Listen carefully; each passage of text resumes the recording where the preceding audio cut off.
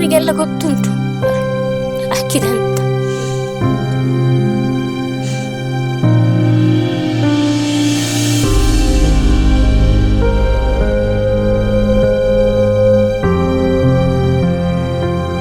ರಾತ್ರಿ ಪಕ್ಕದ ಮನೆಯವರು ಇಲ್ಲಿ ಬಂದು ಮಲ್ಕೊಂಡ ಅಂತ ಹೇಳಿದ್ರು. ಮಕ್ಕಳನ್ನ ಕರ್ಕೊಂಡು ಅಲ್ಲಿಗೆ ಹೋಗಿ ಮಲಗ್ದೆ. ಬೆಳಿಗ್ಗೆ ಹೇಳುವಾಗ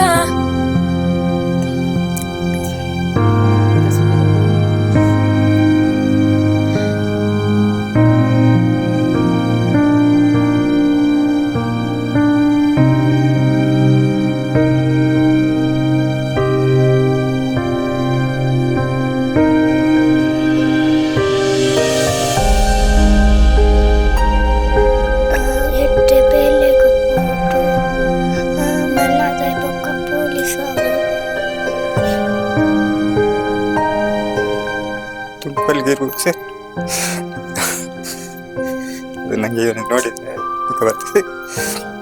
ಹೇಗಿದೆ ಮಗನಿಗೆ? ಒಳ್ಳೆದ, ಅವನಿಲ್ಲ ನನಗೆ ಜೀವನ ಇರಲಿ ಆ ಥರ ಇತ್ತು.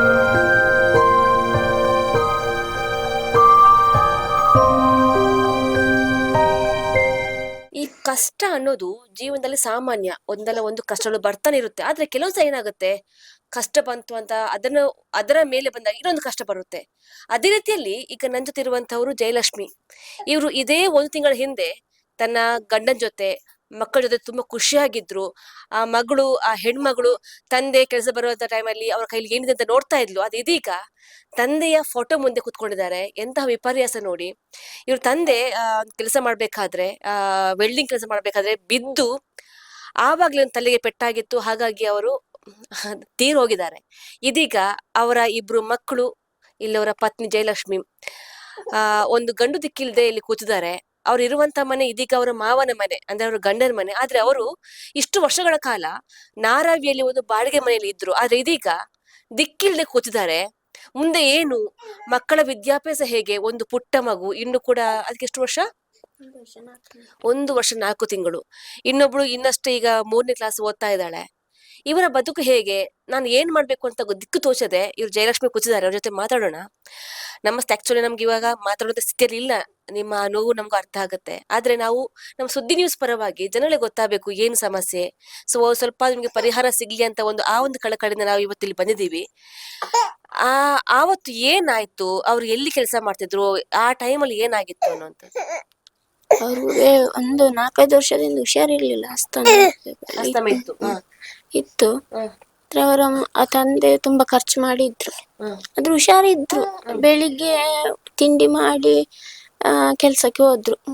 ಕೆಲ್ಸಕ್ಕೆ ಹೋಗಿ ಮಧ್ಯಾಹ್ನ ನಾನು ಫೋನ್ ಮಾಡಿದೆ, ಊಟಕ್ಕೆ ಬನ್ನಿ ಅಂತ ಹೇಳಿ.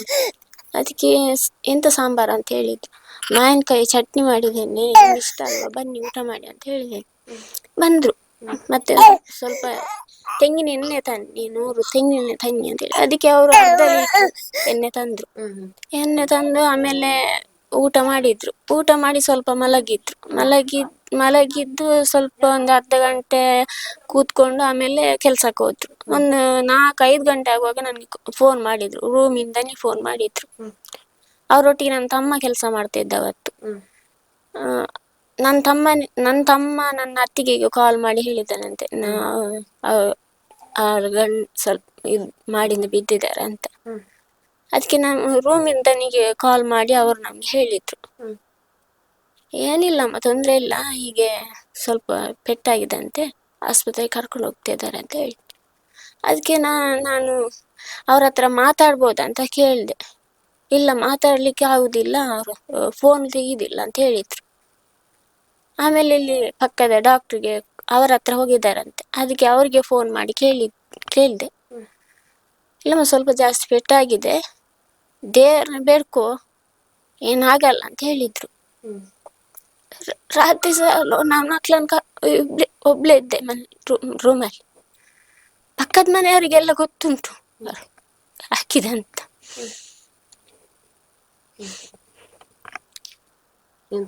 ತರ್ಬೇಕಷ್ಟು, ದೇವರ ಧೈರ್ಯ ಕೊಡ್ಬೇಕಷ್ಟು ನಿಮ್ಗೆ. ರಾತ್ರಿ ಪಕ್ಕದ ಮನೆಯವರು ಇಲ್ಲಿ ಬಂದು ಮಲ್ಕೊಂಡ ಅಂತ ಹೇಳಿದ್ರು. ಮಕ್ಳನ್ನ ಕರ್ಕೊಂಡು ಅಲ್ಲಿಗೆ ಹೋಗಿ ಮಲಗ್ದೆ. ಬೆಳಿಗ್ಗೆ ಹೇಳುವಾಗ ಇಂಥ ಸುದ್ದಿ ಬಂತ? ಮಕ್ಳಿಗೆ ತಿಂಡಿ ಮಾಡಿ ಕೊಟ್ಮೇಲೆ ನನ್ನ ತಾಯಿ ಮತ್ತೆ ಅತ್ತಿಗೆ ಮಕ್ಳನ್ನ ಕರ್ಕೊಂಡು, ಇಬ್ರು ಮಕ್ಳಿದ್ದಾರೆ, ಅವ್ರನ್ನ ಕರ್ಕೊಂಡು ಬಂದ್ರು. ನೀವ್ ಯಾಕೆ ಇಲ್ಲಿಗೆ ಬಂದದ್ದು? ಅವ್ರು ಇಲ್ಲೇ ಅಲ್ಲಲ್ಲ, ಆಸ್ಪತ್ರೆಯಲ್ಲಿ ಇದ್ದಾರೆ, ಹುಷಾರಿದ್ದಾರಲ್ಲ, ಬೆಡ್ಡಿಗೆ ಹಾಕಿದಾರಂತಲ್ಲ ಅಂತ ಹೇಳ್ದೆ ನಾನು.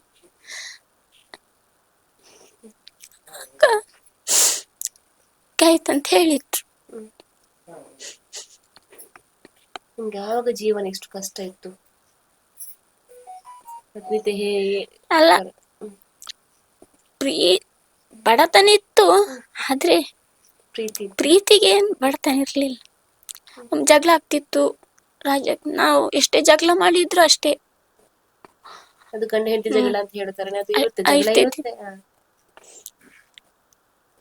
ಮುಂದೆ ಮಗಳ ಜೊತೆ ಹೇಗಿತ್ತು? ಮಕ್ಳ ಹತ್ರ ಸಹ ಅವನ ಹತ್ರ ಸ್ವಲ್ಪ ಕಡಿಮೆ, ಇವಳ ಹತ್ರ ಜಾಸ್ತಿ ಪ್ರೀತಿ. ಹೆಣ್ಣು ಮಗಳ ಜೊತೆ ಜಾಸ್ತಿ ಪ್ರೀತಿ. ಜಾಸ್ತಿ ಅಂದ್ರೆ ಇವಳಿಗೆ ಒಂದು ಅವಳ ಕಾಲ್ ಮೇಲೆ ಅವಳು ನಿಲ್ಬೇಕು. ಒಂದು ವೇಳೆ ಒಂದು ಮದುವೆ ಆದ್ಮೇಲೂ ಅವಳು ಗಂಡನ ಹತ್ರ ಯಾವ್ದಕ್ಕೂ ಕೈ ಚಾಚಬಾರ್ದು, ಅವಳಿಗೆ ಓದಿಸ್ಬೇಕು ಅಂತ ಹೇಳ್ತಾ ಇದ್ರು ಯಾವಾಗ್ಲೂ. ಅವನ್ ಗಂಡ್ ಮಗ, ಏನಾದ್ರು ಅವನ್ನೇ ನೋಡ್ಕೊಳ್ತಾನೆ, ಅವನ್ಗೆ ಏನ್ ಮಾಡುದಿಲ್ಲ ನಾನು. ಇವಳಿಗೆ ಓದಿಸ್ಬೇಕು, ಇವಳು ನಿನ್ನಾಗೆ ಎಲ್ಲ ಆಗ್ಬಾರ್ದು ಅಂತ ಹೇಳ್ತಿದ್ರು. ನನ್ನ ಅಪ್ಪನಾಗೆ ಆಗ್ಬೇಕು ಅವಳು. ಅಪ್ಪ ಅಂದ್ರೆ ಭಾರಿ ಪ್ರೀತಿ, ಅಮ್ಮನಿಗಿಂತ ಅಪ್ಪನ ಮೇಲೆ ಭಾರಿ ಪ್ರೀತಿ. ನನ್ನ ಅಪ್ಪನಾಗೆ ಆಗ್ಬೇಕು ಅಂತ ಅವಳು. ಎಲ್ಲದ್ರದ್ದು ಅವರ ಏನ್ ಗುಣ ಉಂಟ ಎಲ್ಲ ಅವಳಿಗೆ ಬರ್ಬೇಕು. ಅವ್ರ ತಾಯಿ ತುಂಬಾ ಖರ್ಚು ಮಾಡಿದ್ದಾರೆ. ಅವ್ರ ತಾಯಿ ಅಂದ್ರೆ ಎಷ್ಟು ಕಷ್ಟ ಅವರನ್ನು ಇದು ಮಾಡಿದಾರೆ ಅಂದ್ರೆ ಅದು ಹೇಳಿಕ್ಕಾಗಲ್ಲ, ಅಷ್ಟು ನೋಡ್ಕೊಂಡಿದ್ದಾರೆ ತಾಯಿ ಅವ್ರದ್ದು. ಹೇಳ್ತೀವಿ ನೋಡ, ಕಣ್ಣಲ್ಲಿ ನೀರು ಬರ್ತಾ ಇದೆ, ನಂಗು ಮನಸ್ಸು ತುಂಬಿ ಬರ್ತಾ ಇದೆ ನೀನ್ ಹೇಳ್ಬೇಕಾದ್ರೇನೆ. ಅವಳನ್ನ ಆತರ ಅವಳಿಗೆ ಒಂದು ವಿದ್ಯಾಭ್ಯಾಸ ಕೊಡ್ಬೇಕಂತ ನನ್ಗೆ ಆಸೆ. ಮತ್ತೆ ಸಾಲ ಮಾಡಿದ್ದಾರೆ, ತುಂಬಾ ಸಾಲ ಮಾಡಿದ್ದಾರೆ. ಏನಕ್ಕೆ ಸಾಲ ಮಾಡಿದ್ದಾರೆ ಅಂತ ಗೊತ್ತಿಲ್ಲ. ನನ್ನ ಮಕ್ಳಿಗೆ ನನ್ನ ತಾಯಿ ಒಂದು ಚಿನ್ನ ಮಾಡಿಸಿದ್ರು, ಅದನ್ನು ಸಹ ಅವರು ಬ್ಯಾಂಕ್ನವರು ಸಾಲದವರು ಮನೆಗೆ ಬಂದ್ರು, ರೂಮಿಗೆ ಬಂದ್ರು. ಅದು ಕಟ್ಲೇಬೇಕು ಇಷ್ಟು ಸಮಯದೊಳಗೆ 20,000 ರೂಪಾಯಿ ಅಂತ. ಅವಾಗ ಸ್ವಲ್ಪ ಮಾತಾಡ್ತಿದ್ರು ಸರಿ, ಒಳ್ಳೆ ರೀತಿ. ಇಲ್ಲಿ ಒಮ್ಮೆಯಿಂದ ಮಾತಾಡುದಿಲ್ಲ, ಕಡಿಮೆ ಮಾತಾಡುದು. ಅವತ್ತು ಒಳ್ಳೆ ರೀತಿ ಮಾತಾಡಿ ಹೇಳಿದ್ರು, ನನಗೆ ಸಾಲ ಉಂಟಮ್ಮ ತುಂಬಾ, ನನಗೆ 1 ಲಕ್ಷ ಆಗ್ಬೇಕು ಅಂತ ಹೇಳಿದ್ರು. ಯಾಕೆ ಅಂತ ಹೇಳಿ, ತುಂಬಾ ಸಾಲ ಉಂಟು ಅಂತ ಹೇಳಿದ್ರು. ಬ್ಯಾಂಕಿನವರು ಒಂದ್ಸಲ ಬಂದ್ರು ಮನೆಗೆ.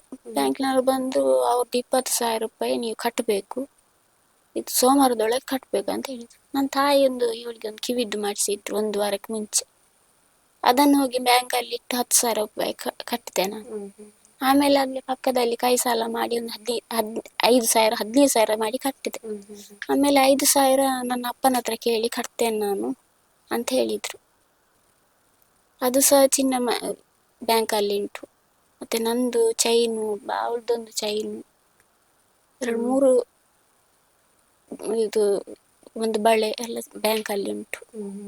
ಸಾಲಕ್ಕೋಸ್ಕರ ಎಲ್ಲ ಕೊಟ್ಟಿರುವ ಸಾಲಕ್ಕೆ. ಅದು ಯಾವ್ದಕ್ಕೆ ಸಾಲ ಮಾಡಿದ್ರು? ಯಾವ್ದಕ್ಕೆ ಅಂತ ಗೊತ್ತಿಲ್ಲ, ಬ್ಯಾಂಕಲ್ಲಿ ಸಾಲ ಉಂಟು, ಮತ್ತೆ ಬೇರೆ ಕೈ ಸಾಲ ಉಂಟಂತೆ. ಈಗ ನಿಮ್ಗೆ ಕೇಳ್ತಾ ಇದಾರ?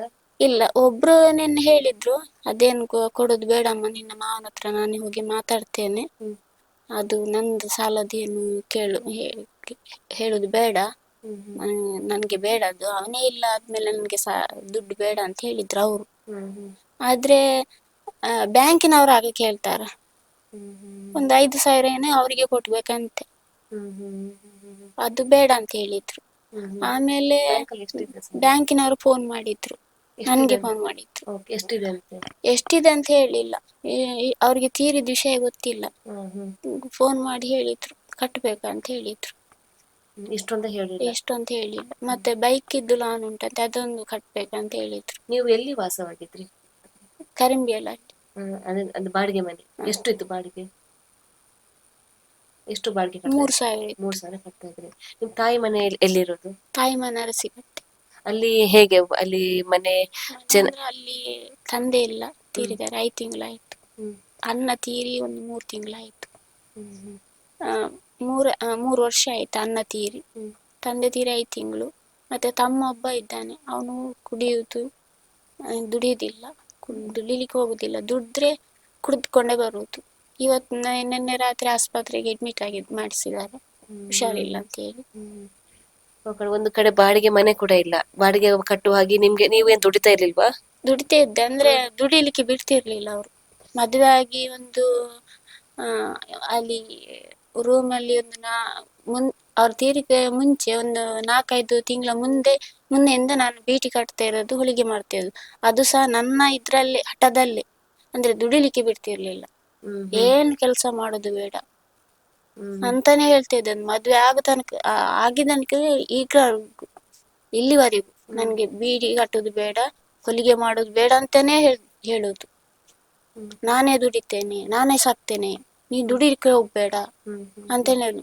ಹಠಕ್ಕಾಗಿ ನಿಂತು ನಾನು ದುಡಿಲಿಕ್ಕೆ ಸ್ಟಾರ್ಟ್ ಮಾಡಿದ್ದು. ಅವತ್ತಿನಿಂದ ನಾನು ಮನೆಗೆ ಎಲ್ಲ ನಾನೇ ನೋಡ್ಕೊಳ್ತಾ ಇದ್ದೆ.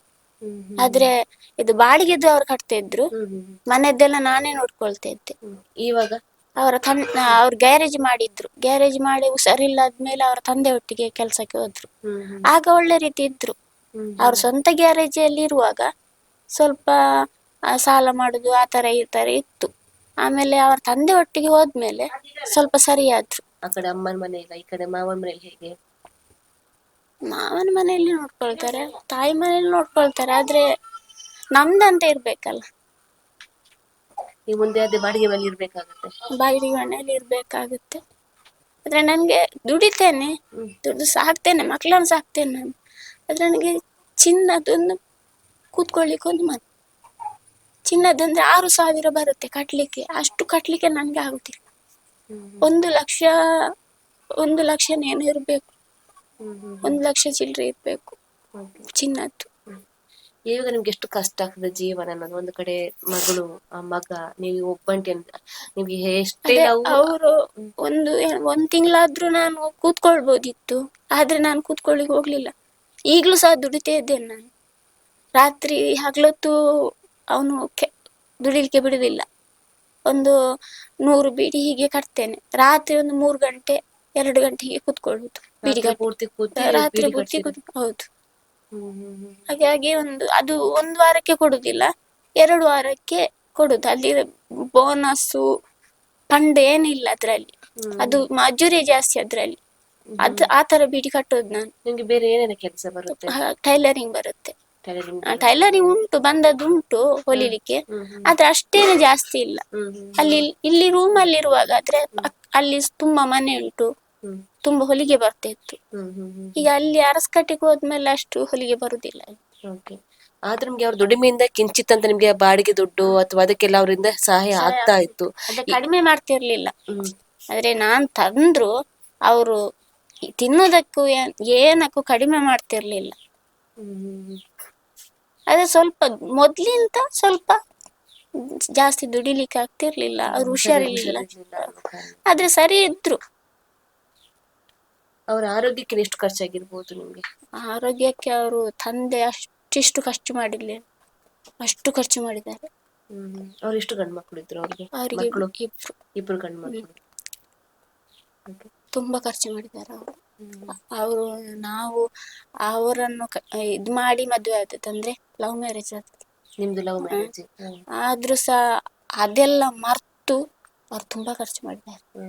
ನಿಮ್ಗೆ ನಿಮ್ಮ ಈ ಪ್ರೀತಿಯ ಮದ್ವೆಗೆ ಅವ್ರೇನು ವಿರೋಧ ಇರ್ಲಿಲ್ಲ? ಇರೋದಿತ್ತು ಅವ್ರದ್ದು, ಇರೋದಿತ್ತು.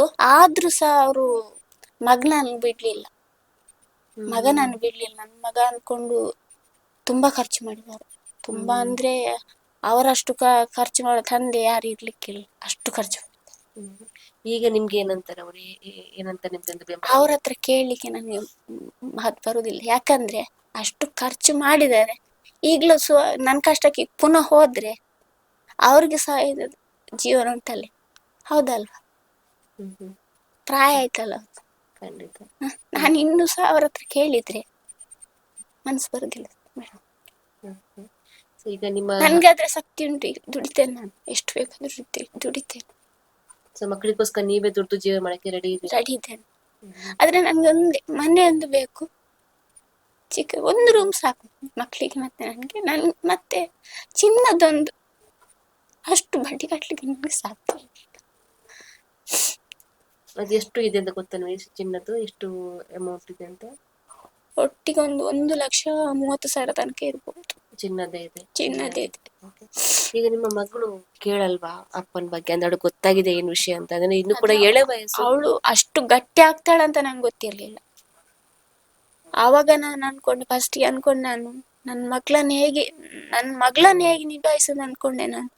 ಆದ್ರೆ ಅವಳು ನನ್ಗೆ ಈಗ ಧೈರ್ಯ ಹೇಳ್ತಾಳೆ, ನಾನು ಅಲ್ಲಿಗೆ ಹೋಗ್ತೇನಮ್ಮ, ನಾನು ಅಪ್ಪ ಇಷ್ಟಪಟ್ಟ ಹಾಗೆ ನಾನು ಅಲ್ಲಿಗೆ ಹೋಗ್ತೇನೆ. ಅವ್ರದ್ದೊಂದು ಇಷ್ಟ ಇತ್ತು, ನಾನು ಹೋದ ಶಾಲೆಯಲ್ಲಿ ಅವಳು ಹೋಗ್ಬೇಕು. ಯಾವ ಶಾಲೆಗೆ ಹೋಗ್ತಾಳೆ? ಹೊಸ್ಮಾರ್ ಶಾಲೆ. ಅಲ್ಲಿ ಹೋಗ್ತಾಳೆ.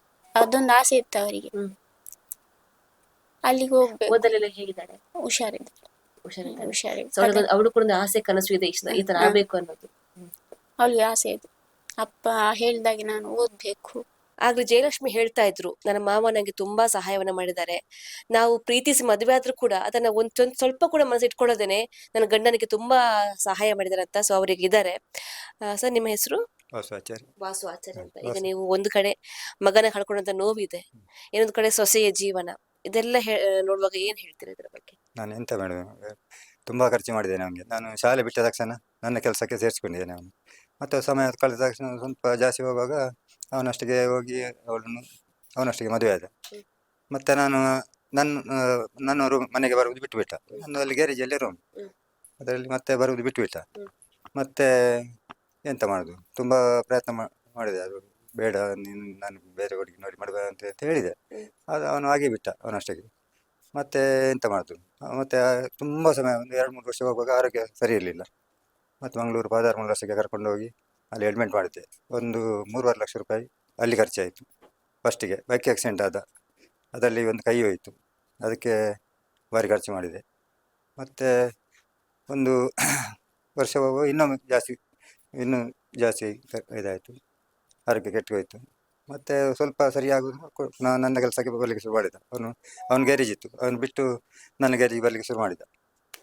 ಅದು ಅವನ ಗ್ಯಾರೇಜಲ್ಲಿ ಕೆಲಸ ಇರಲಿಲ್ಲ, ಮತ್ತು ಅಲ್ಲಿ ಮಾಡಲಿಕ್ಕೆ ವ್ಯವಸ್ಥೆ ಸರಿ ಕಟ್ಟಿರಲಿಲ್ಲ. ನನ್ನ ಗ್ಯಾರೇಜಲ್ಲಿ ವ್ಯವಸ್ಥೆ ಇತ್ತು, ಅವನು ಬಿಡಲಿಲ್ಲ, ಬಂದರೂ ಕೂಡ ಅವನು ದೂರ ಮಾಡಲಿಲ್ಲ, ಕೆಲಸ ಕೊಡ್ತಿದ್ದೆ, ಕೆಲಸ ಮಾಡ್ತಿದ್ದೆ. ಮತ್ತು ನಾನು ಎಲ್ಲಿಯಾದರೂ ಸೈಟಿಗೆ ಬಿಟ್ಟು ಹೋದರೆ ಕೆಲಸ ಮಾಡ್ತಿದ್ದ. ಮತ್ತು ಸ್ವಲ್ಪ ಈ ಸಲ ಮಾತ್ರ ನಾನು ಬೀಳುವ ಹೊತ್ತಿಗೆ ನಾನು ಸೈಟಲ್ಲಿ ಇರಲಿಲ್ಲ. ಅದೇ ಒಂದು ದಿನ ಇಲ್ಲದ್ದು, ಮತ್ತು ದಿನ ಇದ್ದಿದ್ದೆ, ಒಟ್ಟಿಗೆ ಕೆಲಸ ಮಾಡ್ತಿದ್ದೆವು, ಏನು ಸಮಸ್ಯೆ ಇರಲಿಲ್ಲ. ಅದೇ ದೇವರು ಇದು ಹೀಗೆ ಆಯ್ತು ನೋಡಿ, ಕಳ್ಕೊಂಡು ಬಿಟ್ಟು. ಮುಂದೆ ಸೊಸೆಯ ಜೀವನದ ಬಗ್ಗೆ ನೀವೇನು ಹೇಳ್ತೀರಾ? ಹೇಗೆ, ಎಷ್ಟು ಕಷ್ಟ ಇದೆ ಅವ್ರಿಗೆ? ಅದೇ ನಮ್ಮದು ಕೂಡ ಜೀವನ ಕಷ್ಟನೇ. ಇನ್ನು ಇವರನ್ನು ಕೂಡ ನೋಡಲಿಕ್ಕೆ ನನಗೆ, ಅವನಿದ್ರೆ ನಾನು ದುಡ್ದು ಏನಾದರೂ ಅಡ್ಜಸ್ಟ್ಮೆಂಟ್ ಮಾಡಬೇಕು. ಈಗ ಅವರನ್ನು ಇವ್ರನ್ನ ನೋಡಿ ಏನು ಹೋಗ್ಬೇಕಾನೆ ನಮ್ಮೊಟ್ಟಿಗೆ, ಮಗ ಇನ್ನೊಬ್ಬ, ಎಲ್ಲ ಜೀವನ ಒಟ್ಟಿಗೆ ನನಗೆ ಕೂಡ ಕಷ್ಟನೇ ಒಟ್ಟಿಗೆ ಹೋಗ್ಲಿಕ್ಕೆ. ಎಂತ ಮಾಡೋದು, ನನಗೆ ಇದೆ ತಲೆ ಬಿಸಿ ಆಗಿದೆ ನೋಡಿ. ಇವತ್ತು ತುಂಬ ಕೆಲಸ ಇತ್ತು, ಅದು ಕೂಡ ನಾನೇ ಮಾಡೋದು, ಯಾರು 1 ರೂಪಾಯಿ ಖರ್ಚು ಮಾಡೋದು, ನಾನೇ ದುಡ್ಡು ನಾನೇ ಖರ್ಚು ಮಾಡೋದು. ಹಾಗೆಲ್ಲ ತುಂಬ ಪದ ಆಯಿತು. ನಾನಾದರೂ ತಲೆ ಬಿಸಿ ಮಾಡ್ಕೊಳ್ಳಿಲ್ಲ. ಇನ್ನು ಇವತ್ತು ದಿನ ತನಕ ಮಾಡಿದ್ದೇನೆ, ಇನ್ನು ಹೇಗೆ ಮಾಡ್ತೇನೆ ನನಗೆ ಗೊತ್ತಿಲ್ಲ. ನನಗೆ ಕೂಡ ಅಟ್ಯಾಕ್ ಆಗಿದೆ, 2 ವರ್ಷ ಆಯಿತು ಅಟ್ಯಾಕ್ ಆಗಿ, 1.5 ವರ್ಷ ಆಯಿತು. ಈಗ ನನಗೆ ಕೂಡ ಜೋರಿ ಕೆಲಸ ಮಾಡಲಿಕ್ಕೆ ಆಗುದಿಲ್ಲ, ಹೊಡಿಯುವಂಥದ್ದು ಮಾಡಲಿಕ್ಕೆ ಆಗುದಿಲ್ಲ. ಸಣ್ಣ ಸಣ್ಣ ಕೆಲಸ ಮಾಡ್ತೇನೆ, ಅದು ನಮ್ಮ ಜೀವನಕ್ಕೆ ಸಾಗುತ್ತೆ. ಕರೆಂಟ್ ಬಿಲ್ 4,000-5,000 ಕರೆಂಟ್ ಬಿಲ್ ಬರ್ತದೆ, ಎಲ್ಲ ಮನೆ ಸಾಮಗ್ರಿಗೆ ಆಗಬೇಕೆ. ನಮ್ಮಲ್ಲಿ ಬೇರೆ ಯಾರು ದುಡಿಯೋರಿಲ್ಲ. ಈಗ ಅವನು ನನ್ನ ಫೀಲ್ಡಿಗೆ ಬರಬೇಕಷ್ಟೇ, ಇಷ್ಟ ತನಕ ಬರಲಿಲ್ಲ, ಅವನು ಬೇರೆ ಕೆಲಸ ಮಾಡ್ತಿದ್ದ. ಈಗ ನನಗೆ ಜೊತೆಗೆ ಜನ ಇಲ್ಲ, ಅವನೇ ಬರಬೇಕಷ್ಟೇ. ಅವನಿದ್ದು ತುಂಬ ಸೈಟಲ್ಲಿ ಹಣ ಬರಲಿಕ್ಕೆ ಇರ್ಬೋದು, ಮಗನಿಗೆ ತುಂಬ ಸೈಟಲ್ಲಿ ಬ್ಯಾಲೆನ್ಸ್ ಉಂಟು. ಅವನೀಗ ಹೇಳಲಿಕ್ಕೆ ಅವನಿಲ್ಲ. ಹಾಗೆ ಯಾರು ಕೊಡುವುದಾದ್ರೆ ನನ್ನ ಕೈಲಿಕ್ಕೆ ತಂದು ಕೊಟ್ಟು ನಾನು ಇದರಲ್ಲಿ ವ್ಯವಸ್ಥೆ ಮಾಡ್ತೇನೆ.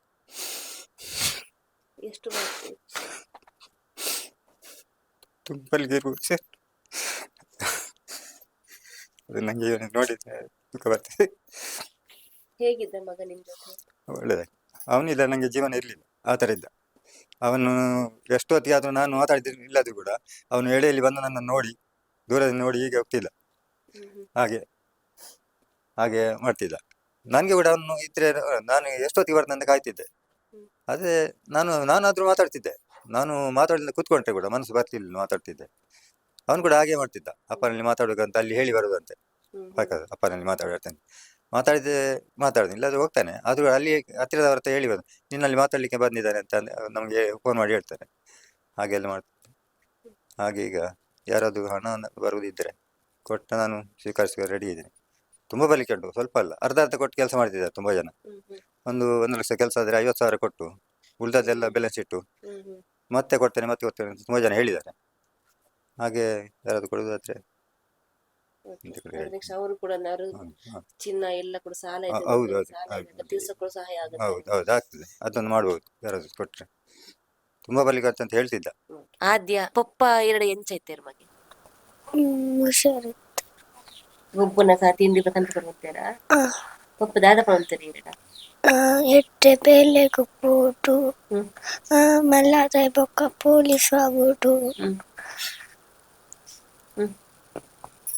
ಎಟ್ಟೆ ಕಲ್ಪುಡು ಪನ್ನೊಂದಿತ್ತರು ಪಪ್ಪನ ಕಾಸಲಿಕ್ಕೆ ಮನ್ಪುವರ ಇದೆ. ಇದು ದಾದ ಬಂದಿದ್ದಾರೆ ಪೊಲೀಸ್ ಪಪ್ಪ ಆಯ್ಲ ಪಲ್ಲೆಗೆಲ್ಲ ಪೊಲೀಸ್ ಅವ್ರು ಬಂದಾರ. ಸ್ಕೂಲ್ ಪುರ ಎಡ್ಡೆ ಓದಂತಾರೆ ಇದು. ಓಕೆ, ಈಗ ಅಮ್ಮಗ್ ಪುರ ಈರು ಧೈರ್ಯ ಪನ್ನುಡತ್ತೆ, ಅಮ್ಮಗೆ ಈರು ಧೈರ್ಯ ಪನ್ನುಡತ್ತೆ ಅಣ್ಣ ಪನ್ಪರತ್ತೆ ಧೈರ್ಯ ಅನ್ನ ಬುಳಿತಾರೆ ಅಜ್ಜಿ. ಓಕೆನಾ?